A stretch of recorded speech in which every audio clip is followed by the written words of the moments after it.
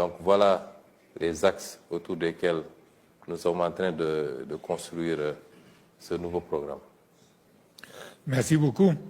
Il y a dans cette vision programmatique pour le développement du Sénégal une stratégie nationale du développement du secteur privé qui fait partie de cette vision du Sénégal 2050.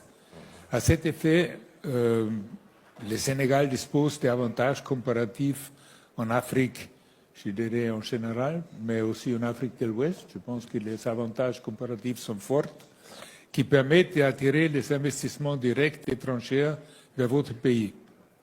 Pour renforcer cet acquis, quelles sont les réformes majeures que vous envisagez de lancer pour rendre encore plus attractif et performant l'environnement des affaires au Sénégal?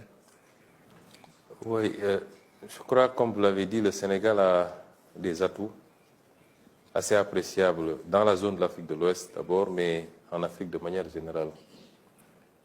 C'est la raison pour laquelle peut-être que c'est le pays qui capte le plus d'investissements directs étrangers en Afrique de l'Ouest. Et il est classé dans le top 5 des pays africains qui captent le plus d'investissements directs. Beaucoup d'atouts, comme vous l'avez dit, ça commence par sa position privilégiée dans les chaînes d'approvisionnement. Le Sénégal, c'est la pointe la plus avancée en Afrique de l'Ouest, qui est pratiquement à 7 heures de vol du continent américain, du continent européen et de tout le reste de l'Afrique. C'est du continent américain, européen et même une partie de l'Asie, notamment les pays du Golfe, mais également de tout le reste de l'Afrique.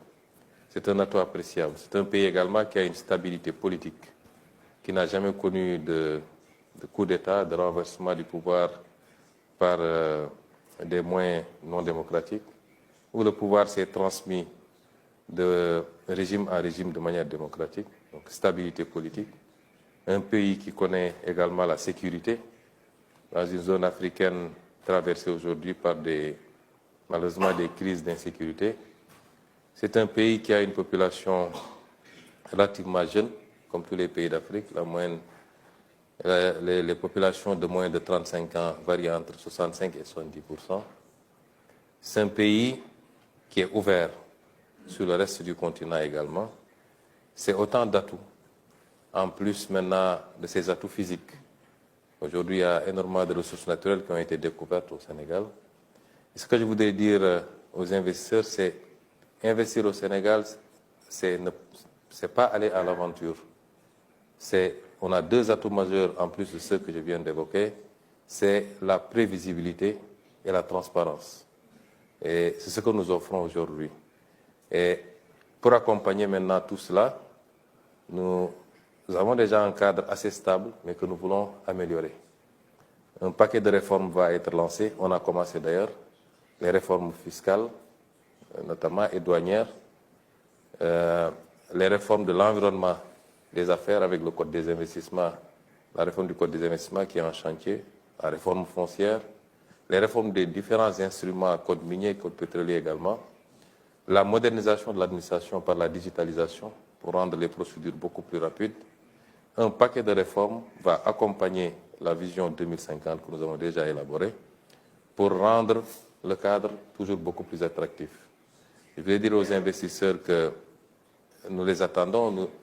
On a beaucoup d'investisseurs déjà qui manifestent leur appétit, en plus de ceux qui sont déjà au Sénégal.